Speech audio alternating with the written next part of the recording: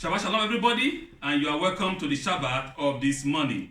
And the parasha that we're going to study this morning is known as Parshas Be-Hukkotai. Okay, we're going to study Parshas Be-Hukkotai this morning, and as usual, every morning I always say, let us give glory to the Almighty for the opportunity that He has given unto us to be among the living. You know, the grace, His love, His peace, His blessing, His success in all areas of our life. And this morning, this parasha is a very, very special one. I want each and every one of us to please, to do what? To listen very, very carefully. It's a very, very special parasha. This one, all parashas are special, but this one gives us a very glimpse into what is called, what is suffering, what is blessing, or what is a curse.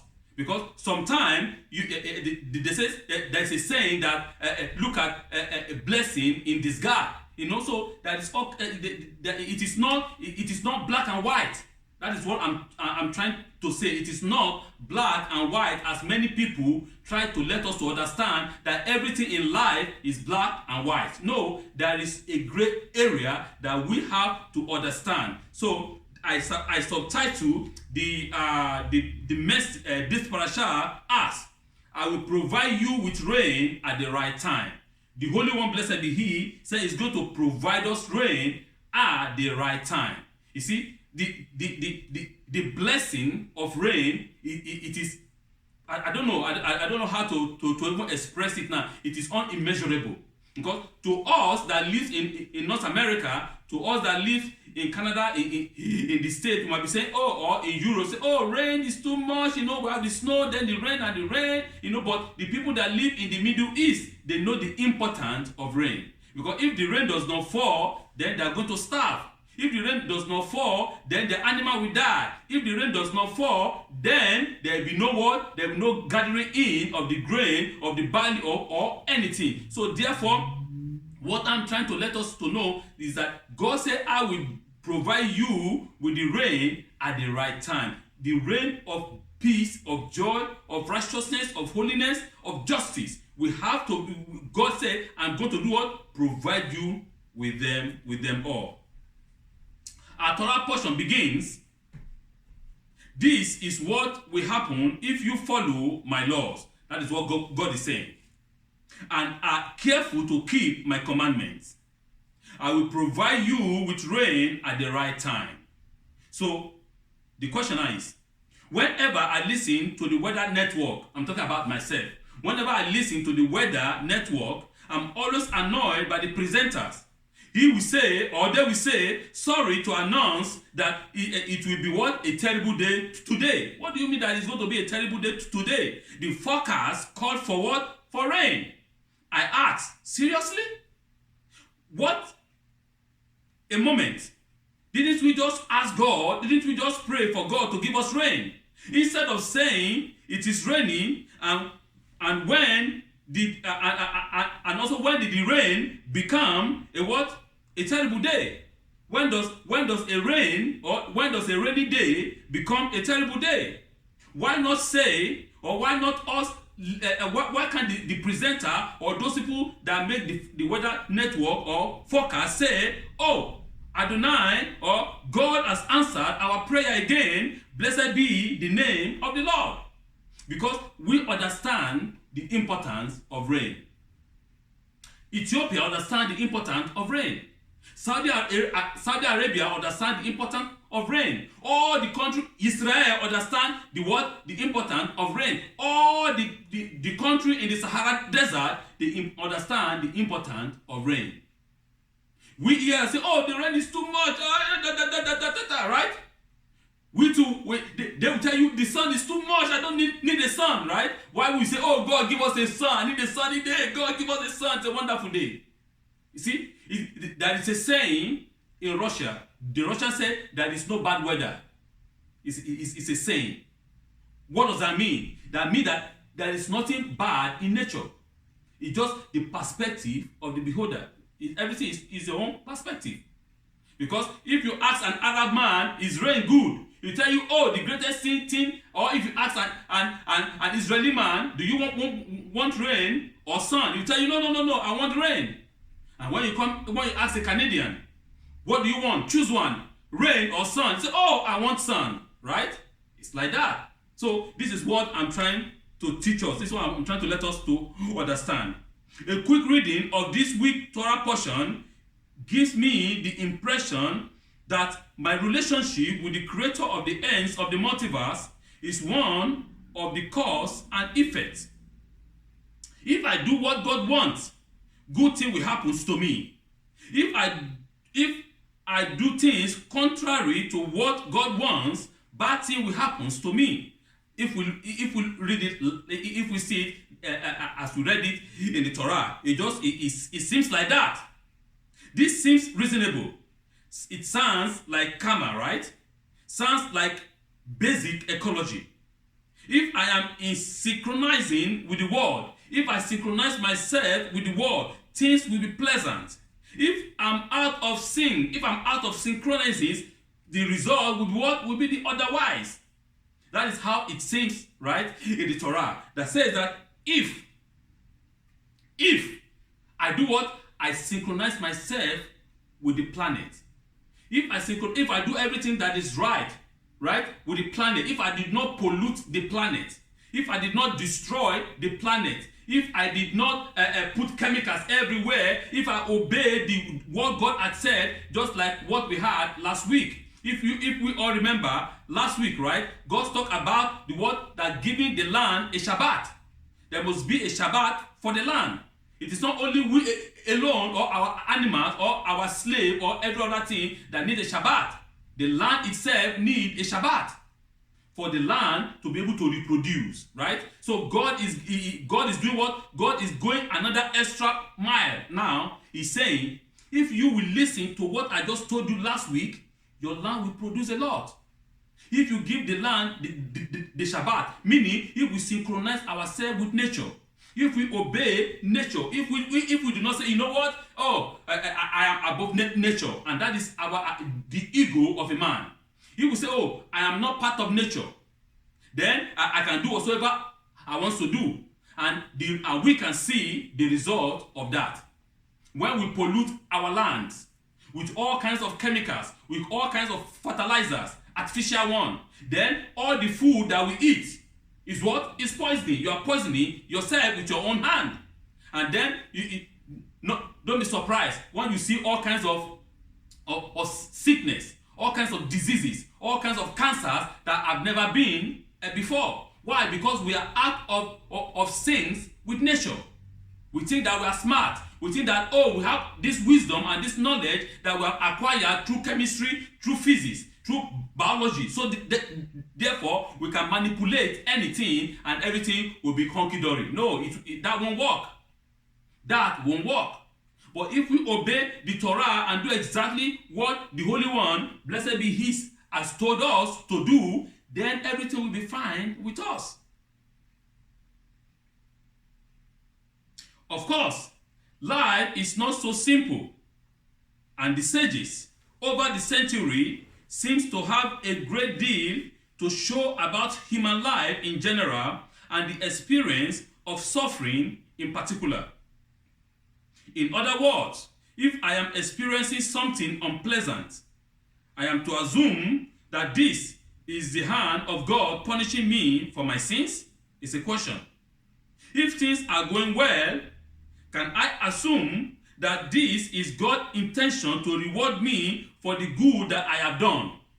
It's a question.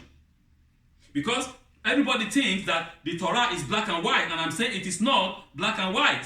I repeat again, if somebody is suffering, if somebody is in pain, do that person assume or think in his head that God is punishing him because of his sins? Because, you know what? I have a leg pain. God is punishing me because I commit sin. No. I am in good health. Everything is fine. I have a big house. I have a big car. I have everything. It's going fine. Am I assuming that God is rewarding me for my job well done?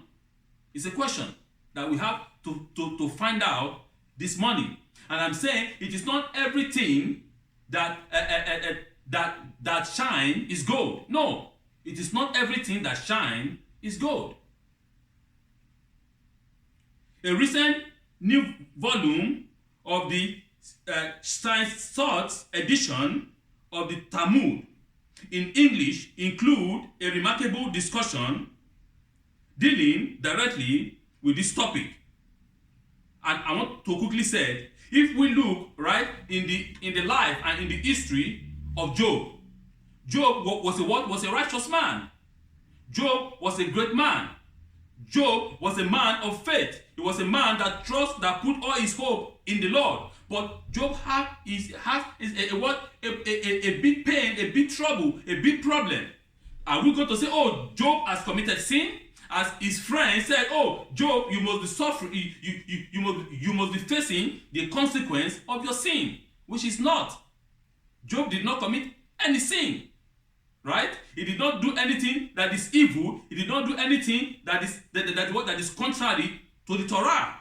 But yet, he faced a problem that is directly from the Holy One, blessed be He, right? And at the end, we saw how God raised him from the ash and from the ashes of the earth and make him robust and bless him and prosper him. So what I'm trying to tell us individually and collectively here is not that anytime that you face pain, every time that you face temptation or trial, that means that you have committed sin. No. Because we have this idea in our head among my people, our traditions, even though in the Messianic writing, there was a story about that. When the Talmudim, that is the disciple of Yeshua, was asking Yeshua, their master, there was a man that was lame or blind.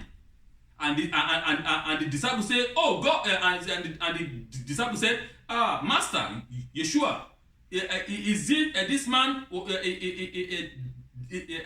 this man is blind? Is it because of the sin of his parents? No, it's not because of his sin of his parents.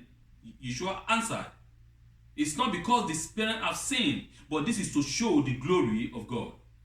It is not because somebody is lame, that means that it's because he has committed a sin. This is not because somebody is born blind, that is because the parents committed sin when the person was born, or when the person was about to be born. No. There are all kinds of, the great area that Yeshua is trying to teach us. Now we understand that there are a lot of genetic factors that at work here, right? Because now we have the knowledge to understand genes, to understand genetics.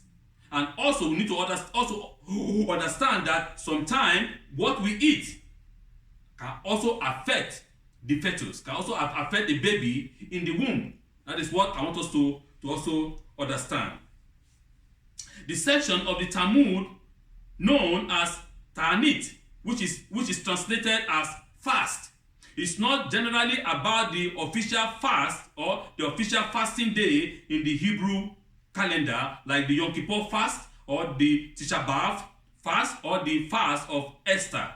Rather, the tractate Ta'anit concerns itself with public fast that are declared by the leadership of the community in the response to any calamity.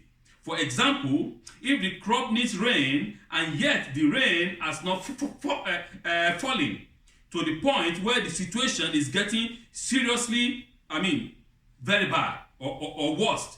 So in general, the people, the leadership of the town or of the community will declare a fast. So fasting is to do what? Is to ask God, please have mercy upon us. Please be compassionate upon us. God, please give us rain. Let the rain fall. And God, looking at their actions and what they do and their sincerity, God will forgive them and send them rain. This oddity is easier to grasp when we learn what the curriculum was when Rabbi Akiva sat with Nahum. Is another one of our search. That Talmud tells us that Rabbi Akiva learned two things from Nahum of Gamzu. They call him Nahum of Gamza, okay? In fact, these two things are usually ideal we associate with Rabbi Akiva himself. Yet the Talmud informs us that Rabbi Akiva received this idea from Nahum. The first notion is that every letter of the Torah has meaning. There is nothing extra, nothing superfluous, nothing missing. Every letter has a meaning. That is the first thing that Rabbi Akiva learned from Nahum. That everything in the Torah has a meaning.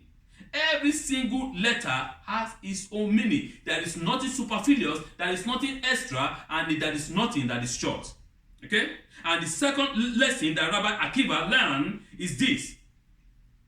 That the second lesson is actually reflected in the name of Nahum himself. Known as Nahum of Gamzu, we learn that Gamzu has a double meaning. Nahum came from the time of Gimzo, and Nahum's favorite saying was Gamzu Letova, which means this too is for the best. Which means this too is for the best. Perhaps the best known this too is for the best story is about Rabbi Akiva himself. And what is this story that the Talmud told us about Rabbi Akiva himself? And this is what the Talmud said. He looked for a place to spend the night. Nobody in town gives him a what? Gives him a roof over his head. Nobody wants to lodge him any place. Rabbi Akiva said, this is for the best. At night, in the outskirts of town where Rabbi Akiva tried to camp and put a camp or to lodge, his candle was blown out. Rabbi Akiva said, this is for the best. Alright? An animal killed is what? Is roaster. Rabbi Akiva said, this is for the best. Another white animal killed is donkey that he was riding upon. Rabbi Akiva said, again, this is for the best. The next morning, he learned that during the night, the town was under attack. Had Rabbi Akiva been given lodging, he might have been what? Been harmed. Had the candle not gone out, had the roaster and the donkey not been killed, Rabbi Akiva might have been detected by the attacker and been vulnerable to them. So what am I saying? What I'm saying is that sometimes things look negative, but actually it's not negative. You might think in your head that, why is this thing happening to me? Why is this thing happening to the synagogue? Why is this thing happening to the world, to the community? Or why is this thing happening in my life or in my family? But the understanding that we are getting here is that everything is for the best. There is a reason for everything.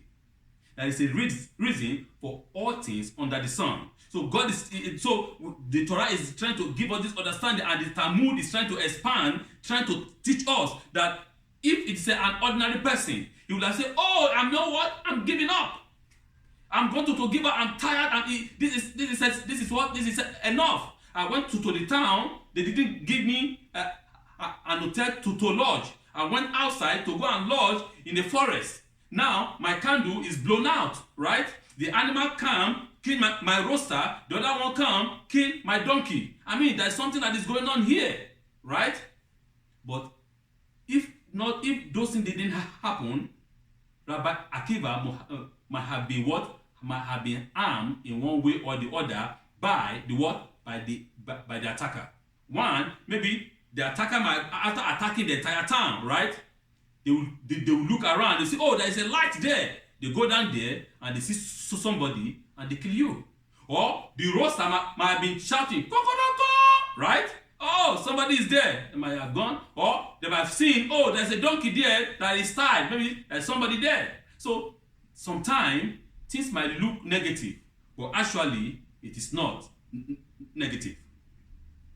The classic story is but one of the many within Hebrew traditional literature on this theme, on the theme of pain, on on the theme of suffering, on the theme of joy, on the theme of goodness versus bad, or on the theme of good over evil. How do we differentiate it? How do we understand it? The question of suffering is not so simple. No, it's not.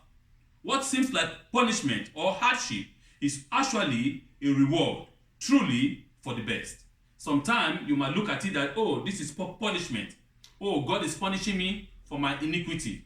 Oh, God is punishing me for my sin. Oh, God is or something wrong that I did. But actually, it is not.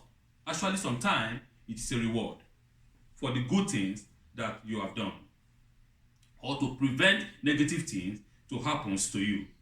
Sometimes I try to shock my audiences at lectures or classes by saying that we Jews, do not believe that God created the world. We do not believe that. We the Jews does not believe that God created the world. In fact, despite the opening line of the translation of the Bible, especially King James Version, where it says, in the beginning, God created the heavens and the earth. That is King James Version, right? We the Jews does not believe that. Why? Because you will not find in any traditional Hebrew theologian over the century who believes that God created the world. No, we do not believe that. We don't have the understanding that God created the world. We believe that God creates the world, not created. There are differences. If you look at in my Tanakh, in Genesis chapter 1, verse 1. Genesis chapter 1, verse 1, it says, in the beginning of God creating the heavens and the earth. There is nothing like God created the world. It is God creates. God creating. It's a present continuous tense. It is God continuing to do his creation. God does, because if you say that God created the world, you are saying that, okay, God created it and God abandoned it. God created it and that is it. And everything has to, everything is left alone to do whatsoever they want to do. But that is not the case. What our understanding is, God is involved in our world. God is involved in our actions. God is involved in everything that happens under the sun. God is involved in the multiverse, in the universe. God is involved. So God does not just create it and abandon it and let it just roll on its own. No. Everything that happens has a reason. And we believe in our heart and our soul that nothing happened without God's consent. Nothing happened under the sun without the consent of God. And that is the reason why I gave us the story of Job. Right? In the case of Job, we can see that it was directly from the consent of God. That the enemy, that Satan cannot attack Job without God giving him that consent to do so. And we can see at the end, God stopped that and God blessed Job tremendously. So if we believe that nothing happened, not even not even a step, or not even a blade going over the grass, if not God giving the consent to do so.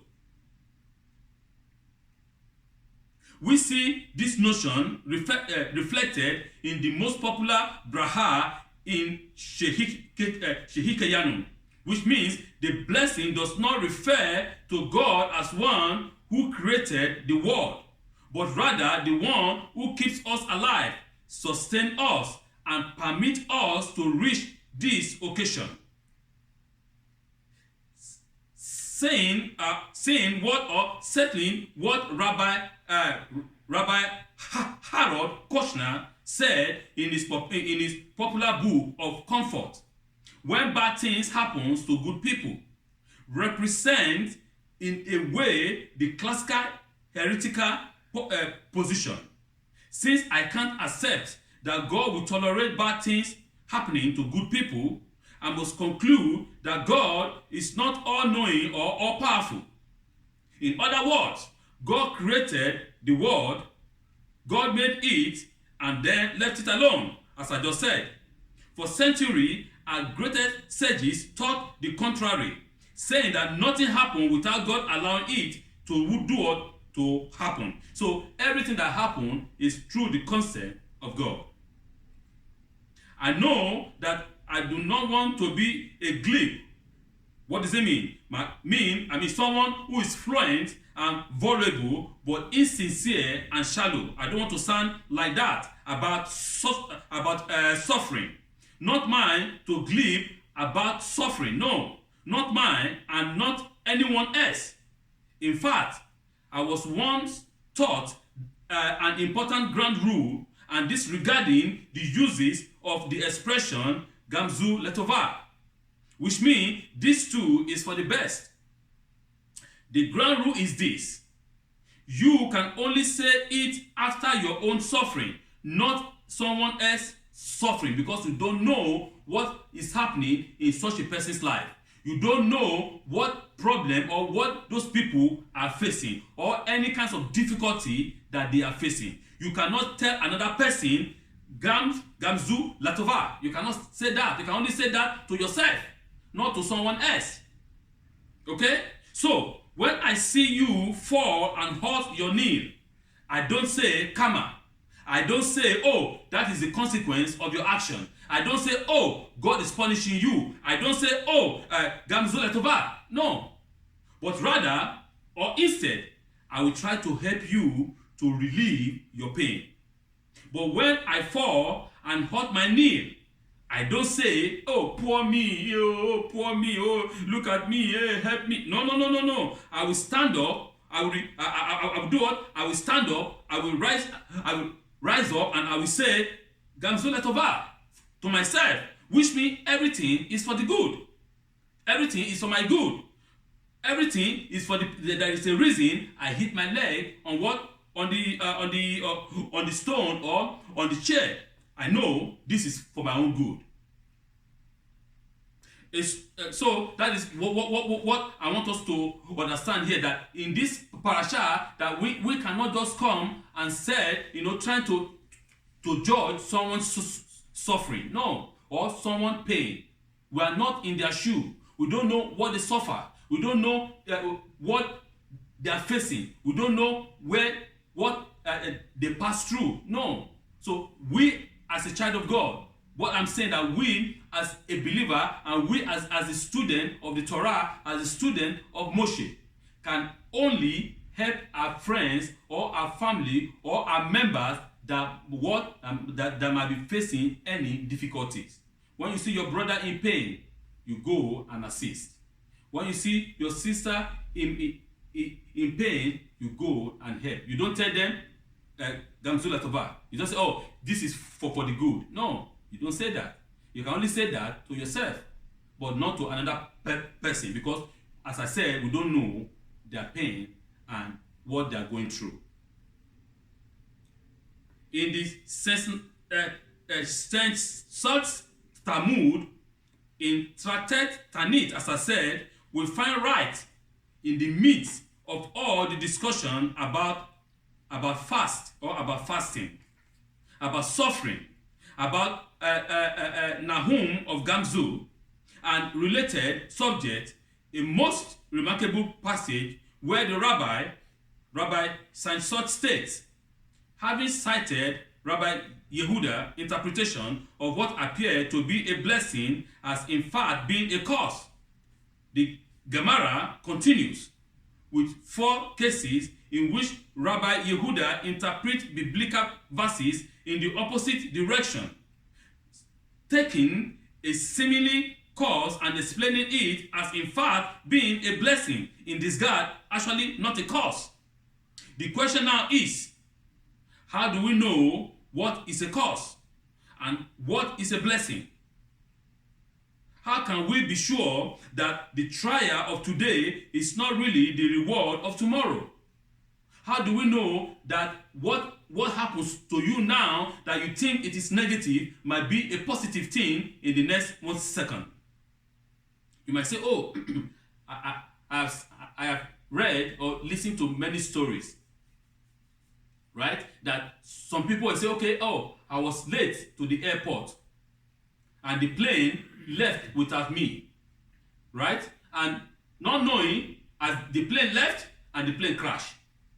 But initially, as a person, you'll be angry. Say, oh no, why did I came late? Why didn't I make it? Why did it? Oh no. You'll be angry, you'll be upset with yourself. But when you hear the news that the plane crashed, you say, oh, I thank God I'm not among them. You see? So this is what I am trying to tell you. It is not everything that looks negative that is negative. You might think that it is negative, but actually that is to work good for you. He said, there is a verse in the Torah that said that everything will work good for them that believe. Everything will work good for you as far as you believe in God. Clearly, we cannot. The best we can do is to understand the paradox, to work to repair the world by doing justice, by doing goodness, by being fair, by doing what is right, by following the Torah that God gave Moshe on Mount Sinai, and deepen our faith that in some enigmatic way, all of our trials, all of our joys, all of our successes, and all of our failures are steps toward the infinite one, the true judge. And everything will be for the best, for us individually and collectively. As I said, as we finish the parasha and the book, the Sefer Vayikra, we all say, Hazek, B'nai Hazek. Be strong, and may we be strengthened. So next week, by the grace of God Almighty, we are going to be going into our next book, into the next Sefer, by the grace of God. So the parasha of this morning, as I said, Parshas Be-Hukkotai, I will provide you with rain at the right time. Shabbat Shalom.